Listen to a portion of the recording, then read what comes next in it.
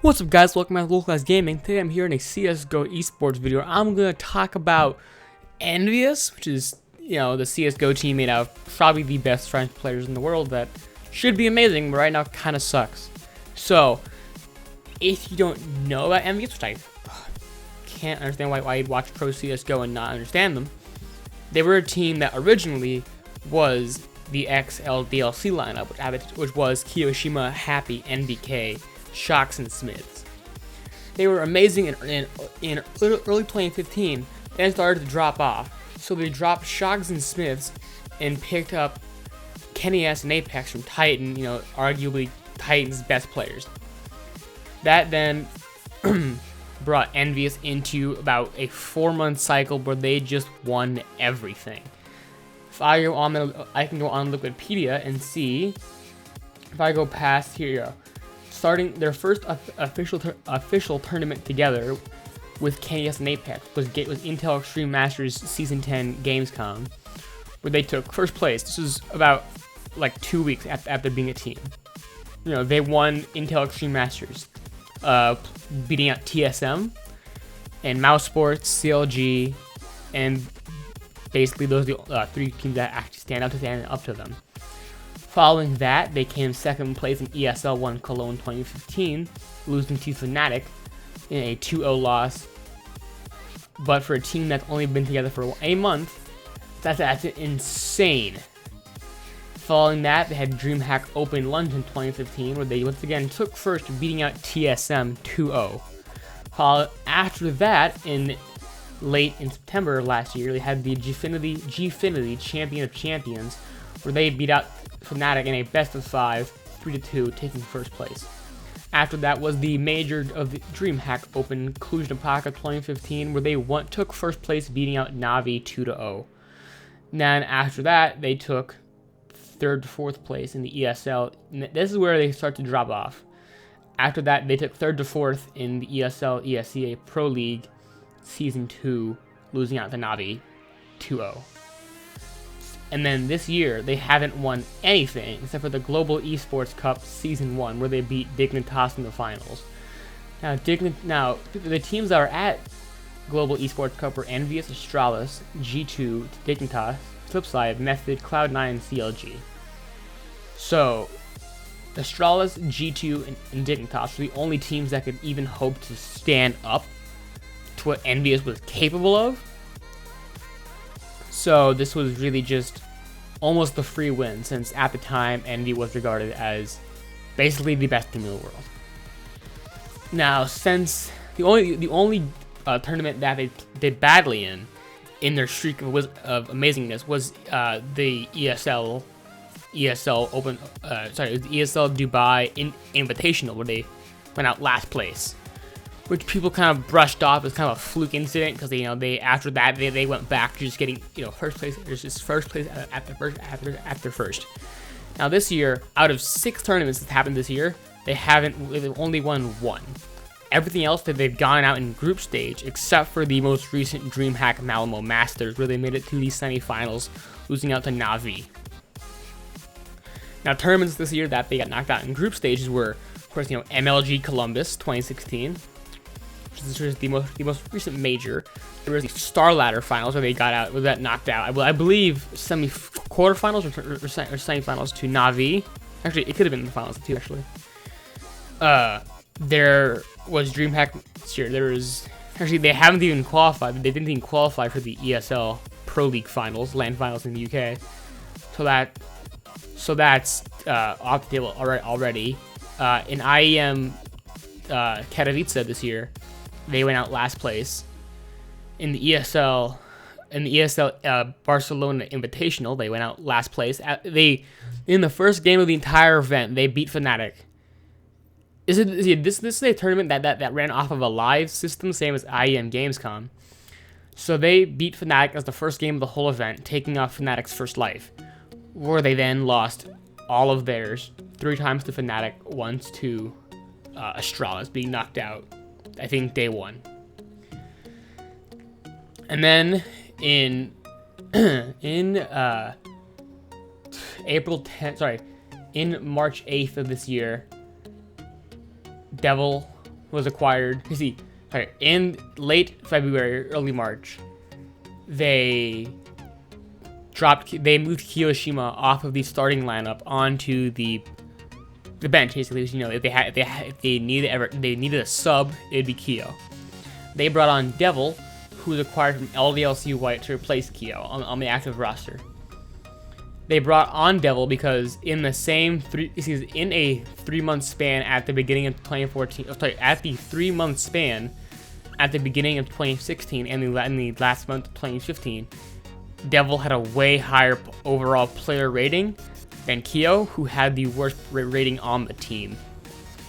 So they claimed that they had communication problems that tended to stem from Kiyo, which is why they, I guess, justified taking him off. And then brought on Devil. Devil originally was not very good, and he has his moments now, but in general he seems out of his element, because even though he was amazing on LDLC White, he was a lurker on LDLC White.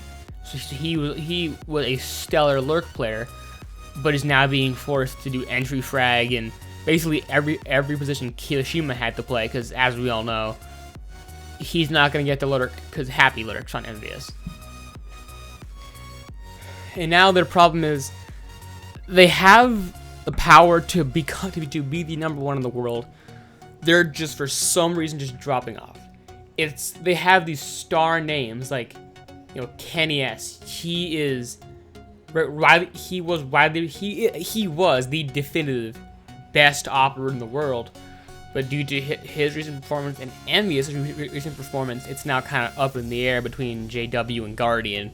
Most people lean towards Guardian from Na'Vi. This is an all-star team. They have NBK, Happy, Kenny S, Apex, and Devil.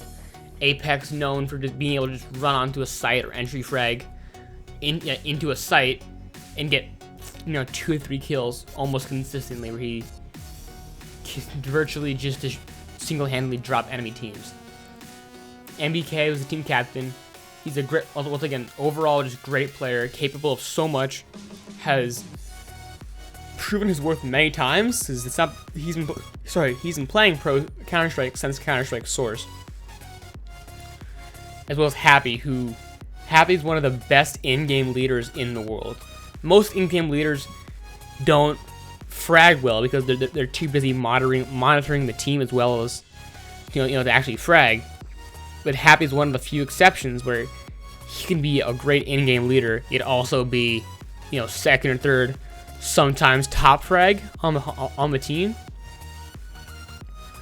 So this is a team that has proven to be capable of so much, and